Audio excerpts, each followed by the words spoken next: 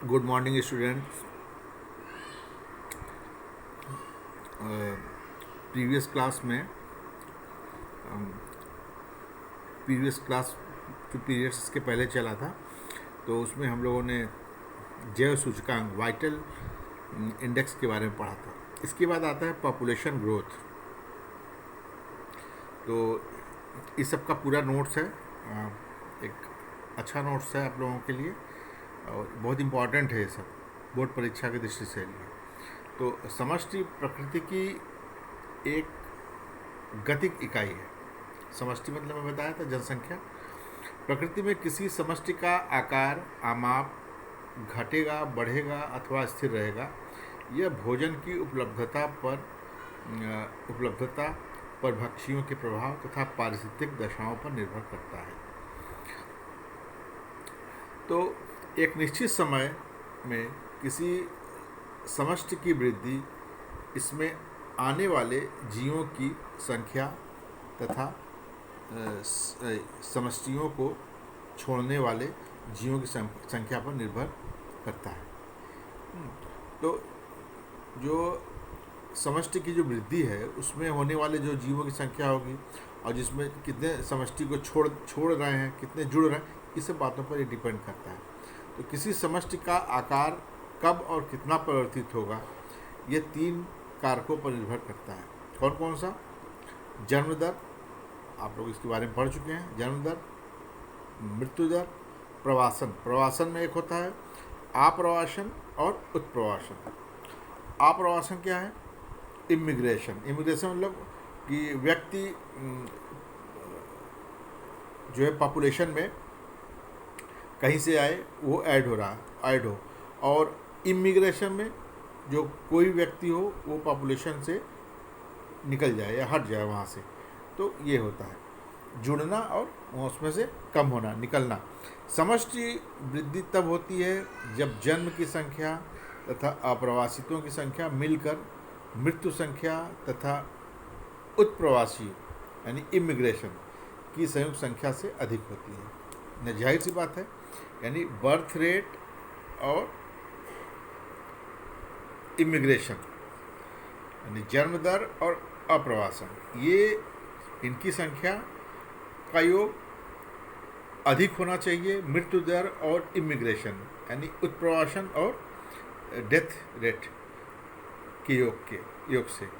इसके विपरीत अगर हम ये कहें कि इमिग्रेशन एंड डेथ रेट यानी मृत्यु दर और उत्प्रवासन का योग ज़्यादा है जन्म दर और अप्रवासन के, तो इसके मतलब समष्टि की वृद्धि घट रही है, यानी जनसंख्या घट रही है। यानी यहाँ देखिए एक इक्वेशन के फॉर्म में है कि ये देखिए, ये नीचे death birth minus death plus I immigration E immigration minus immigration is equal to change in population size. समष्टि के आकार में क्या परिवर्तन होता है, ये वृद्धि दर। अब वृद्धि दर किसे कहते हैं?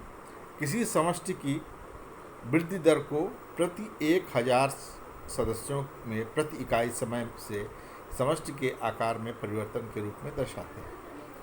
यानी ग्रोथ रेट बराबर क्या हो जाएगा? Birth rate minus death rate. जितना जन्म हो और जितना डेथ रेट हो उसमें से घटा देते हैं तो क्या मिल जाता है हमको? Growth rate. यदि बर्थ रेट डेथ रेट से ज़्यादा हो तो ग्रोथ रेट क्या हो जाता है? पॉजिटिव होगा। अगर डेथ रेट बर्थ रेट से ज़्यादा हो तो ग्रोथ रेट क्या हो जाएगा? वो निगेटिव माना जाएगा। ठीक। अब इसके बाद आता है किसी निश्चित समय,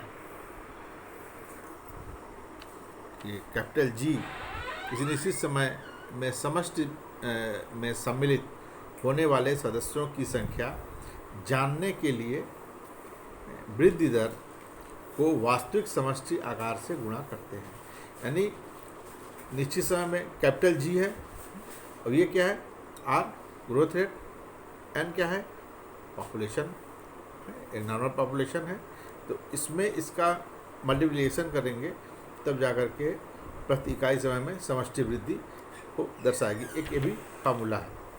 अब आता है द्विगुणन समय, डबलिंग टाइम्स। किसी आबादी के सदस्यों की संख्या दुगनी होने में जितने वर्ष लगते हैं उसे क्या बोलेंगे? डबलिंग टाइम्स है, द्विगुणन समय। इसको टीडी से व्यक्त किया गया है। अब आता है शुद्ध प्रजनन दर। शुद्ध प्रजनन दर किसे कहेंगे? आबादी के सदस्यों द्वारा अपने जीवन काल में उत्पन्न संतानों की औसत संख्या को शुद्ध प्रजनन कहते हैं।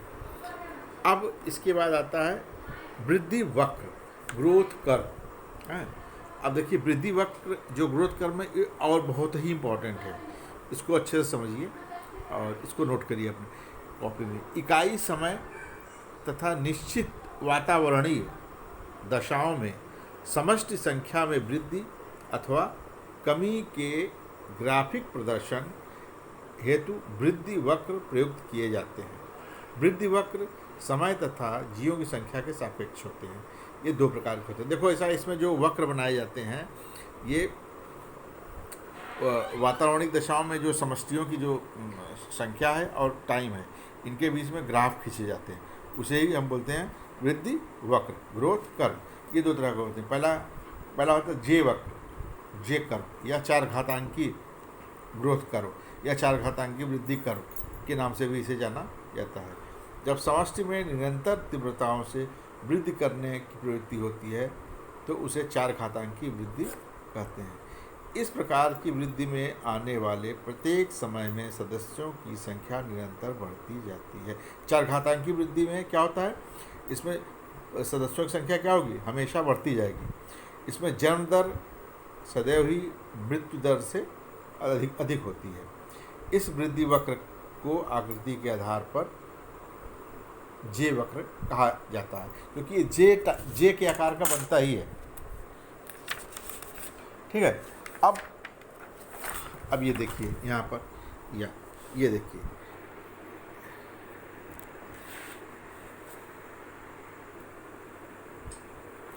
ये धुंधला सा है।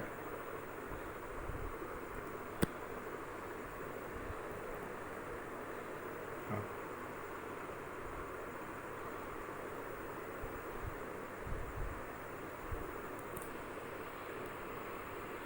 यहाँ देखिए आप, यदि n समष्टि का आकार हो, कैपिटल B जन्म दर हो, कैपिटल D मृत्यु दर हो और समय t, ये देखिए समय अगर t हो, तब समष्टि के आकार में वृद्धि या कमी के निकालने के लिए कौन सा सूत्र इस्तेमाल होता है? dn/dt = b - d × n।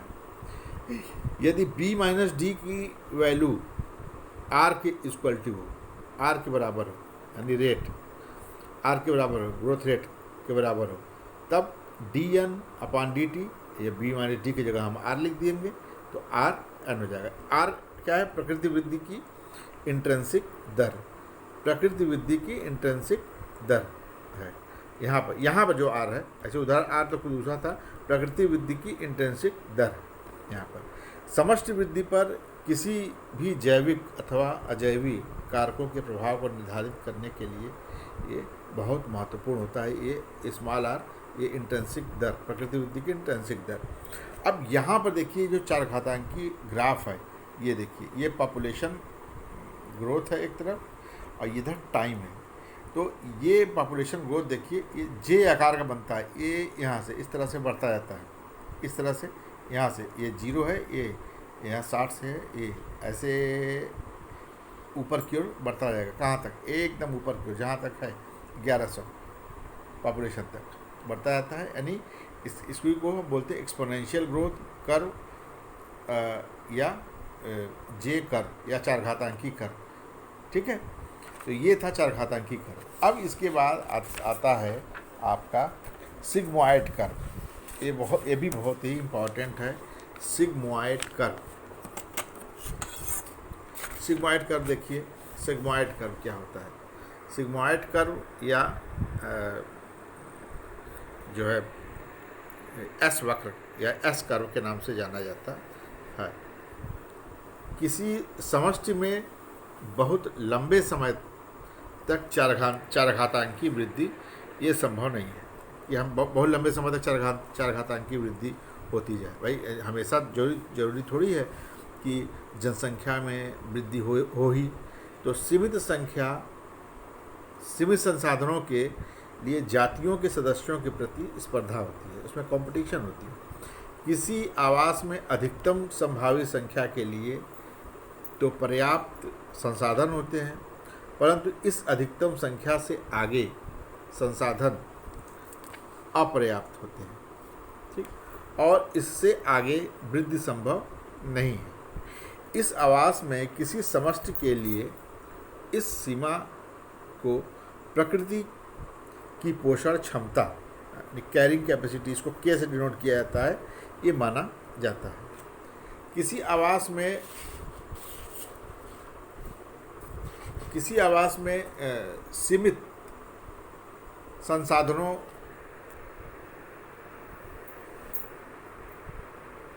के साथ वृद्धि कर रही समष्टि आरंभ में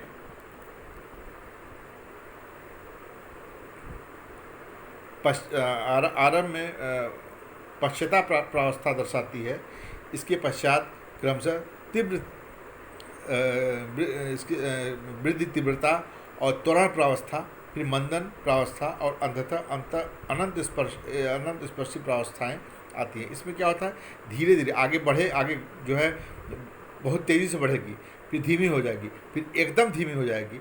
इस तरह से ये प्रावस्था इसमें दिखाई देती है। इस तरह से इसको इसमें वृद्धि तीव्रता, त्वरण प्रावस्था, मंदन, इस तरह से बताया गया है। और जिसमें समष्टि घनत्व पोषण क्षमता, जो के से डिनोट किया जाता है, तक पहुंच जाती है। इस प्रकार प्रारंभ में समष्टि में वृद्धि धीरे होती है और शीघ्र ही तीव्र हो जाती है और अंत में धीमी होकर स्थिर हो जाती है। इस प्रकार की समष्टि वृद्धि को हम वर्हुल्स्ट पर्ल लॉजिस्टिक ग्रोथ कहा जाता है।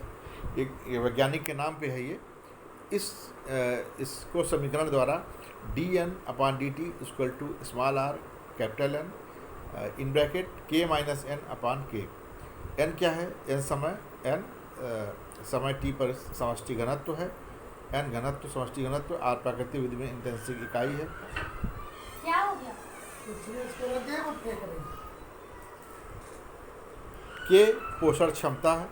यदि इस प्रकार की वृद्धि का समय के सापेक्ष ग्राफ बनाने पर एस आकृति का ग्राफ बनता है, तो इसे हम एस वक्र या सिग्मॉइड कर्व कहते हैं। अब इस सिग्मॉइड कर्व को देखिए आप, ये सिग्मॉइड कर्व है, ये पूरा सिग्मॉइड कर्व देखिए, ये एस सिग्मॉइड कर्व, ये क्या है, टाइम है, पॉपुलेशन डेंसिटी है। देखिए 0 से ऐसे चला, ये बढ़ता गया, ये शुरू से पॉपुलेशन ग्रोथ यहाँ तेज़ है, तेज़ के बाद फिर धीमा हुआ, ग्रोथ रेट यहाँ स्लो हुआ, स्लो के बाद ये एकदम फ्लैट हो गया, ये क्रिटिकल, ये फ्लैट हो गया एकदम, ठीक है। इसको बोलेंगे growth slopes and population stabilises around carrying capacity dN/dt = Rn k - n/k, ये जो बताया गया हमने। तो इस तरह देखिए, तेज हुआ, ग्रोथ स्लो हुआ, फिर एकदम ये फ्लैट हो गया इसके। तो इस तरह से ये देखिए एस आकार का यहाँ आकार बन रहा है, लगभग एस आकार का, एस इस तरह से। इसको हम बोलेंगे स्टेबलाइज कर्व या सिग्मॉइड कर्व या एस कर्व के नाम से हम इसको जानेंगे। तो ये था इस सिग्मॉइड कर्व। अब हम इसके आगे एक थोड़ा सा और हम डिस्कस करेंगे। अब आ गया समष्टि के बारे में, तो पूरा हो गया बात। अब समष्टि के बीच जो अंतःक्रिया होती है, इंटरेक्शन विद इन पॉपुलेशन, तो इसमें हम अध्ययन इसका करेंगे, डिटेल में अध्ययन है बहुत। जैविक समुदाय में निश्चित भौगोलिक क्षेत्रों में पौधे, जंतुओं और सूक्ष्म जीवों की समष्टि ऊर्जा संसाधन और स्थान के लिए एक दूसरे से अंतःक्रियाएं करते हैं। सभी जीव पारिस्थितिक तंत्र के सफल संचालन में तथा ऊर्जा प्रवाह और पोषक तत्वों के चक्रण में मुख्य भूमिका निभाते हैं। अब इसके बारे में हम देखें, समष्टि के बीच जो पारस्परिक क्रियाएं हैं, इंटरेक्शन विद इन पॉपुलेशन, ये दो तरह की होती है। पहला है धनात्मक क्रियाएं, अंतःक्रियाएं, दूसरा ऋणात्मक अंतःक्रियाएं। धनात्मक अंतःक्रियाएं के प्रकार सिम्बियोसिस, सहजीवन,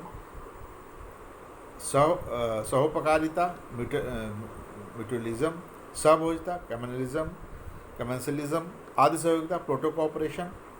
और इधर आइए ऋणात्मक अंतःक्रियाओं में स्पर्धा, कंपटीशन, एलिलोपैथी, परजीविता, एमेंसलिज्म, ये 4 प्रकार इसमें होती है। तो आज के लिए बस इतना, और next day we will discuss about the positive interaction of the population. Thank you very much.